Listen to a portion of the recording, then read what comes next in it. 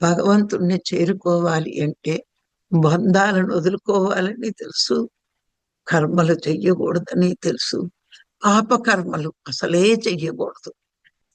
ఇవన్నీ తెలుసుకుంటూ ఉపేక్ష పరమాత్మ దగ్గరికి చేరుస్తుంది. ఇందులో ఉంటేనే జన్మ లేని స్థితికి నేను ఎదగగలను అని మనకి అర్థం అవ్వాలి. ఉపేక్షలో ఉన్న వాళ్ళకి సత్యం అంటే ఏంటో తెలుస్తుంది, సత్యాన్ని గుర్తించగలిగే శక్తి ఉంటుంది. ఇక్కడ గమనిద్దాం, సత్యం అంటే ఆత్మ అని తెలిసింది, కానీ ఆత్మ ఎవరికి లభ్యం అవుతుంది? ఉపేక్షలో ఉండి నువ్వు తెలుసుకోవచ్చు. గురువు చెప్పాడు ఆత్మే భగవంతుడు అని, సత్యమే భగవంతుడు అని. కానీ నువ్వు భగవంతుణ్ణి చేరుకోవాలి అంటే నీ ఇంద్రియాలు సత్యానికే కట్టుబడి ఉండాలి.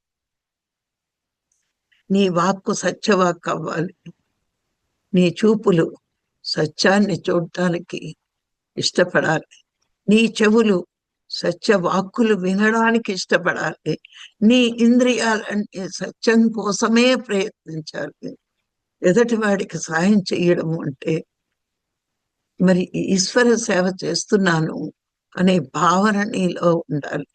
మన ఇంద్రియాలన్నీ సత్యాన్ని తెలుసుకోవడానికి ఉపయోగించిన రోజున మనము ఉపేక్ష మార్గంలో ఉన్నట్టే.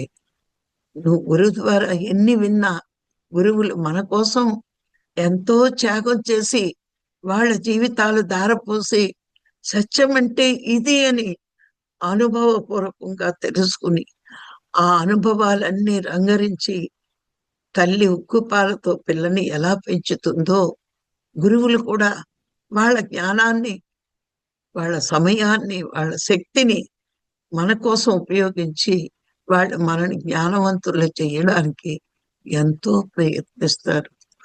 గురువులకి ఎంతో మంది శిష్యులు ఉండొచ్చు, కానీ గురువుకి నచ్చే మెచ్చే శిష్యులు సత్యాన్ని తెలుసుకున్నవాడు, సత్యాన్ని ఆచరించేవాడు, సత్యంలో జీవించే వాళ్ళే గురువు హృదయానికి దగ్గరవుతారు.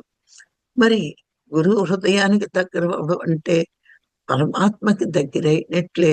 అలా భావించిన రోజున నువ్వు సత్యం తెలుసుకున్నా లాభం లేదు, సత్యంలో జీవించకపోతే మనం సత్యాన్ని తెలుసుకున్నా లాభం లేదు.